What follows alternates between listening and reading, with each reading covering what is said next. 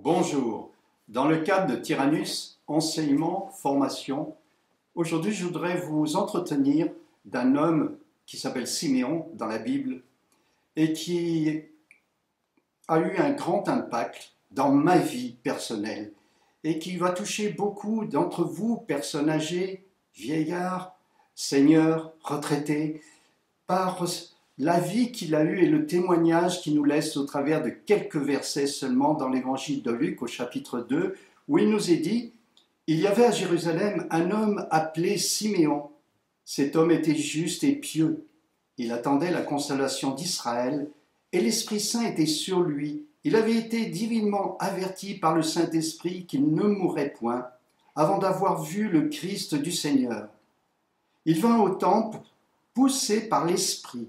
Et comme les parents apportaient le petit enfant Jésus pour accomplir à son égard ce qu'ordonnait la loi, il le reçut dans ses bras, bénit Dieu et dit « Maintenant, Seigneur, tu laisses ton serviteur s'en aller en paix, selon ta parole, car mes yeux ont vu ton salut, salut que tu as préparé devant tous les peuples, lumière pour éclairer les nations, et gloire d'Israël, ton peuple. Amen. » Voyez, en quelques versets, on nous fait découvrir un homme, Siméon, qui est sans doute lui aussi d'un certain âge. En tout cas, il a reçu une promesse, il y avait sans doute bien longtemps, qu'il ne mourrait pas avant d'avoir vu le Christ du Seigneur, c'est-à-dire le Messie, que tout le peuple d'Israël devait attendre à ce moment-là, mais sans doute, selon la parole que nous avons, bien peu l'attendaient. Et je serai en train de vous dire ce matin, est-ce que vous attendez du Seigneur Jésus quelque chose dans les circonstances que vous vivez? Rappelons-nous, Siméon vivait au temps de l'occupation des Romains, une période difficile, à tout point de vue, au point de vue économique, au point de vue, je dirais, de la vie religieuse de l'époque. Et nous avons aujourd'hui cette épidémie qui traverse, qui bouleverse notre façon de vivre au quotidien, qui nous sépare dans nos relations les uns avec les autres. Et pourtant, dans ce temps-là, il nous est dit que Siméon était un homme juste et pieux.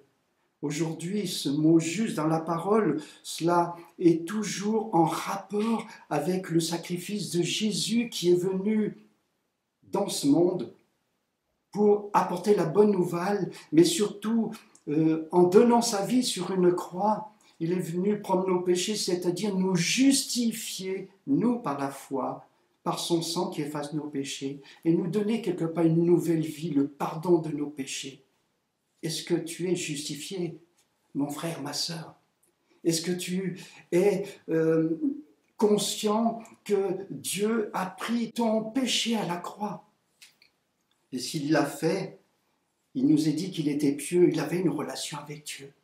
Et il attendait la venue du Seigneur dans sa vie. Est-ce que toi, tu attends quelque chose du Seigneur? Est-ce que le Seigneur a un impact dans ta vie? Est-ce que les promesses de la Bible ont un impact dans ton cœur au point que tu peux vivre les circonstances d'aujourd'hui qui peuvent être difficiles dans la paix, dans la sérénité? Parce que le centre, ce n'est pas une épidémie qui traverse notre pays et le monde entier, mais c'est le Seigneur qui est au centre de ta vie, qui est au centre, je dirais, de ta vie future, cette vie éternelle qu'il nous a promis en donnant sa vie.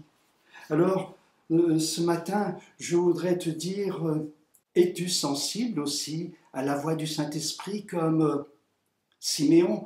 Il est dit qu'il fut poussé au temple par le Saint-Esprit, c'est-à-dire qu'il avait un cœur qui était sensible à la voix de Dieu, qui lui disait « va », parce qu'il savait qu'il y avait un rendez-vous et il ne voulait pas le manquer, ce rendez-vous.